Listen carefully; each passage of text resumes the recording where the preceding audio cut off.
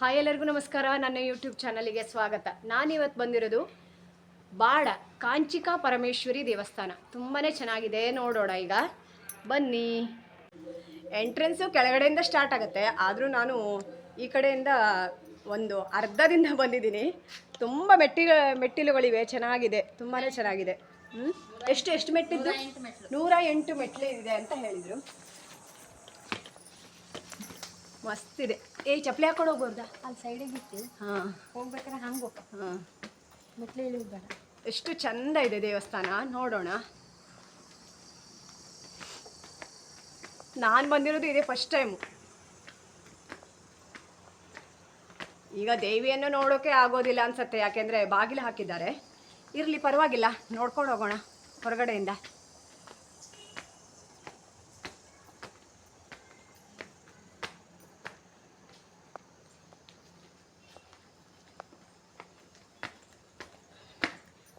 ಅಯ್ಯೋ, ಸ್ವಲ್ಪ ಸುಸ್ತಾಗ್ತಿದ್ದ. ಅಯ್ಯೋ ದೇವ್ರೆ, ಇಲ್ಲ ಬಿಡುವ. ಎಂಟ್ರೆನ್ಸ್ ಎಷ್ಟು ಚೆನ್ನಾಗಿದೆ ನೋಡಿ. ಶ್ರೀ ಕಾಂಚಿಕಾ ಪರಮೇಶ್ವರಿ ದೇವಾಲಯ ಬಾಡ. ಇದು ಕೂಡ ನಮ್ಮ ಉತ್ತರ ಕನ್ನಡ ಜಿಲ್ಲೆಯಲ್ಲೇ ಇರೋದು.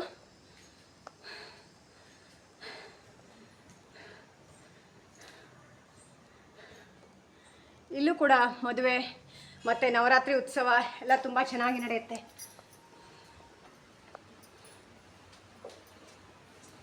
ಬಾಗಿಲು ತೆಗೆದಿದ್ದಾರೆ, ಅಮ್ಮನನ್ನು ನೋಡ್ಬೋದು.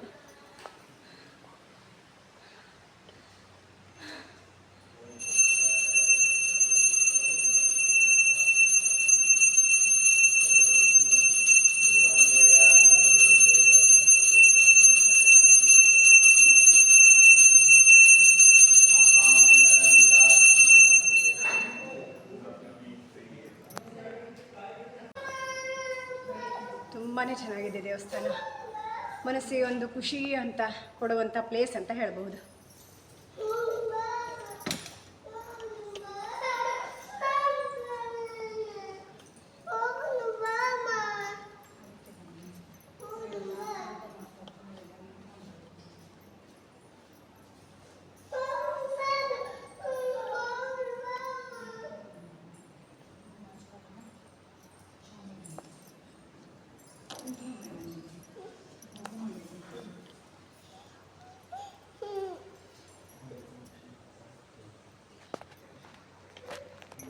ಇಲ್ಲಿ ನೋಡಿ, ದೀಪ ಸಹ ಉರಿತಾ ಇದೆ.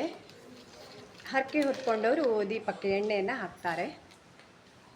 ಇಲ್ಲಿ ಅಮ್ಮನಿಗೆ ಉಡಿ ಕೂಡ ರೆಡಿ ಇದೆ. ಒಂದು 50 ರುಪೀಸ್ ಅಷ್ಟೇ, ಜಾಸ್ತಿ ಏನಿಲ್ಲ, ತೊಗೊಂಡೋಗ್ಬೋದು. ನಾನು ಕೂಡ ಒಂದು ತಗೊಂಡೋಗಿ ಅಮ್ಮನಿಗೆ ಇಡ್ತೇನೆ.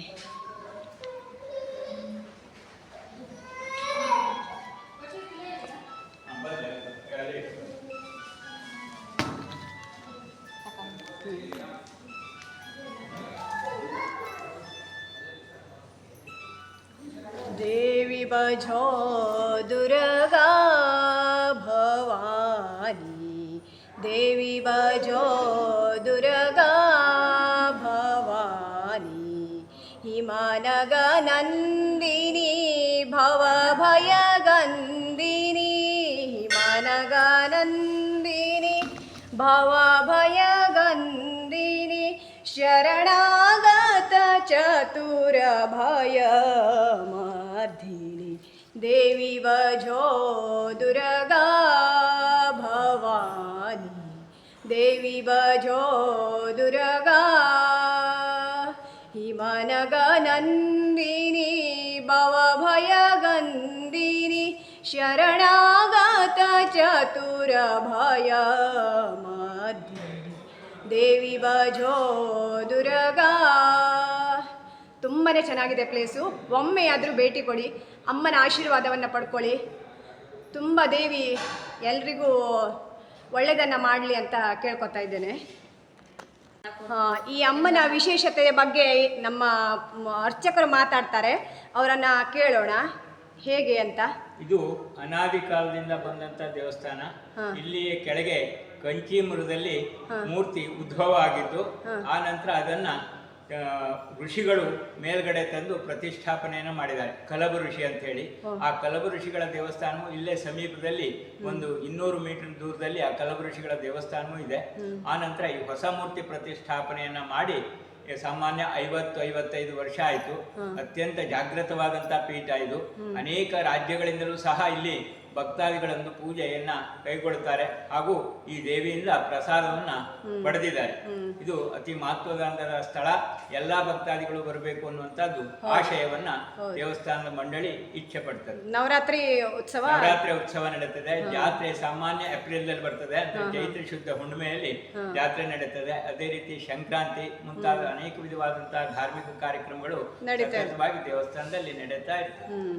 ತಾಯಿ ಯಾವ ರೀತಿ ಪವಾಡವನ್ನ ಮಾಡ್ತಾರೆ, ಅನುಗ್ರಹಿಸ್ತಾಳೆ, ಆ ತರಹದ ಇಲ್ಲಿ ಅನ್ನದಾನ ಸೇವೆ ದಿನನಿತ್ಯ ಇದೆ. ಮಧ್ಯಾಹ್ನ ಬರುವಂತ ಎಲ್ಲ ಭಕ್ತಾದಿಗಳಿಗೆ ಅನ್ನದಾನ ಸೇವೆಯನ್ನ ನಿತ್ಯವೂ ನೀಡ್ತಾ ಇದ್ದೇವೆ.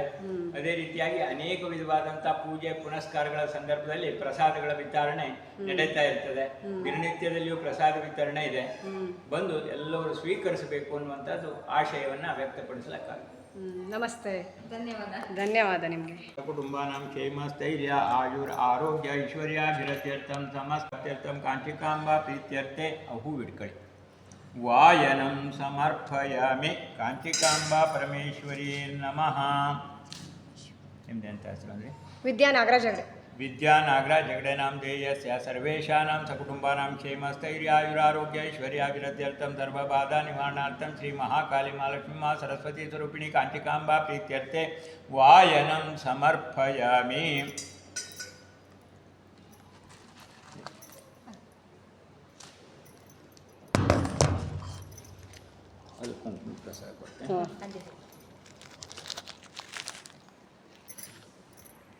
ಇಲ್ಲಿನ ಅರ್ಚಕರು ಕೂಡ ಚೆನ್ನಾಗಿ ಈ ದೇವಾಲಯದ ಬಗ್ಗೆ ವಿವರಣೆನ ತುಂಬಾ ಚೆನ್ನಾಗಿ ಕೊಟ್ಟಿದ್ದಾರೆ. ಒಂದು ಸಲವಾದರೂ ಭೇಟಿ ಕೊಡಿ, ಹಾಗೆ ದೇವಸ್ಥಾನವನ್ನು ನೋಡಿಕೊಂಡು ತಾಯಿ ಆಶೀರ್ವಾದವನ್ನು ಪಡ್ಕೊಳ್ಳಿ. ಅಮ್ಮನನ್ನು ನೋಡಿದ್ದಾಯಿತು. ಈಗ ನೋಡಿ ಈ ಪ್ಲೇಸ್ ಎಷ್ಟು ಚೆನ್ನಾಗಿದೆ ನೋಡಿ, ಎಷ್ಟು ಚಂದ ಇದೆ.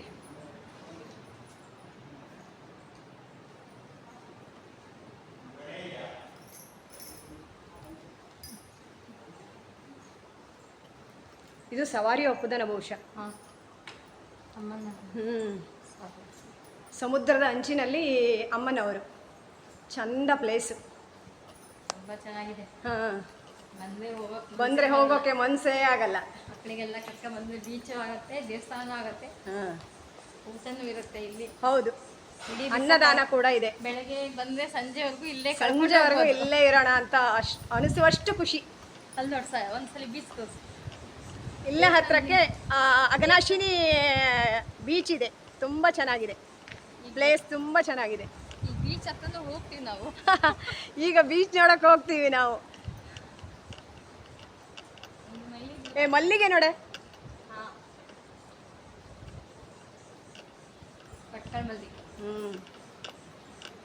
ನಾನು ಇನ್ನೊಂದು ಫೋಟೋ ತಗೊಂಬೇಕ. ಇಲ್ಲೂ ಸಹ ಕಾರ್ಯಕ್ರಮ ಎಲ್ಲ ತುಂಬ ನಡೀತಾ ಇತ್ತು. ಯಾಗಶಾಲೆ ಎಲ್ಲ ಇದೆ. ಯಾಗಶಾಲೆ, ಅನ್ನದಾಸೋಹ.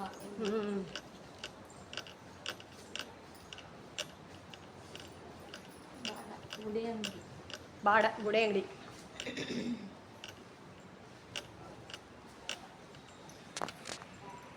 ಇದು ನೋಡಿ ದತ್ತಾತ್ರೇಯ ಮಂದಿರ. ಅದು ಅಮ್ಮನವರ ಕೆಳಗಡೆನೇ ಇರೋದು ದೇವಸ್ಥಾನ, ಚಿಕ್ಕ ದೇವಸ್ಥಾನ. ಹಾಗೆ ನಾವು ಬೀಚ್ ಹೋಗ್ತಾ ಇದ್ದೀವಿ, ತುಂಬ ಚೆನ್ನಾಗಿದೆ ಪ್ಲೇಸು. ವಾವ್ ಅನ್ನೋವಷ್ಟು ಖುಷಿ ಆಗುತ್ತೆ. ನಾನು ನನ್ನ ಫ್ರೆಂಡ್ ಇಬ್ಬರೇ ಹೋಗ್ತಾ ಇರೋದು.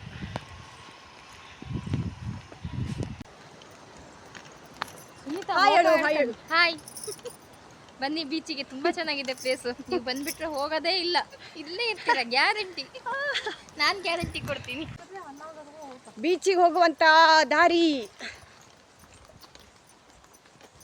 ಅದಿನ್ನೂ ಲಾಂಗ್ ಇದ್ದು ಬಂದ್ ಮಾಡು. ವಿಡಿಯೋ ಸಿಕ್ಕಾಪಟ್ಟೆ ಲಾಂಗ್ ಆಗ್ತದೆ. ಇರಲಿ, ತಂದ್ರಲ್ಲ. ಲಾಂಗ್ ಬೇಜಾರಾಗ್ತದೆ. ಓಕೆ, ಲಾಂಗ್ ವಿಡಿಯೋ ಆಗಲಿ. ಯಾರ್ದೆ ಸಿಕ್ಕಾಪಟ್ಟೆ ಲಾಂಗ್ ಮಾಡಲಿಲ್ಲ. ಈಗ ನಾವು ಬೀಚಿಗೆ ಹೋಗ್ತಾ ಇದ್ದೀವಿ. ದೇವಸ್ಥಾನದ ಪಕ್ಕದಲ್ಲೇ ಒಂದು ಪಕ್ಕದಲ್ಲೇ ಬೀಚು. ಸಖತ್ತಿದೆ.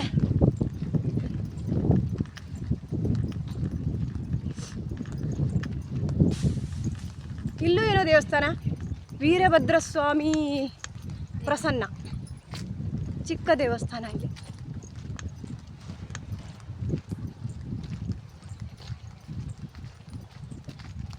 ಬೀಚ್ ಬಂತು, ಆಹಾ ಏನು ಖುಷಿ.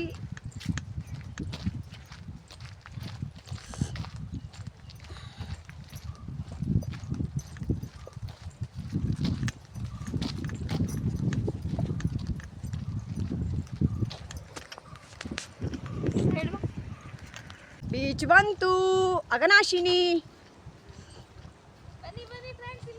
ಬನ್ನಿ ಬನ್ನಿ ಫ್ರೆಂಡ್ಸ್, ಬೀಚಿಗೆ ಬನ್ನಿ.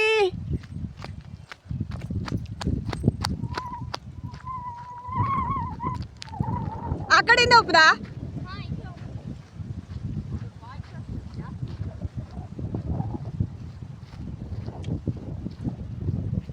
ಸ್ವಲ್ಪ ಬಿಸಿಲಿದೆ, ಓಕೆ, ಆದರೂ ಪರವಾಗಿಲ್ಲ, ಖುಷಿ ಇದೆಯಲ್ಲ.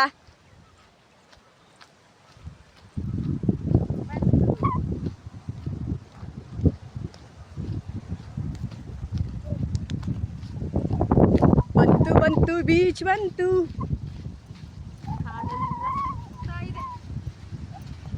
ಫುಲ್ ಬಿಸಿಲು. ವಾವ್, ಆದರೆ 6 ಗಂಟೆ ಹೊತ್ತಿಗೆ ಬಂದರೆ ಸಖತ್ ಪ್ಲೇಸ್.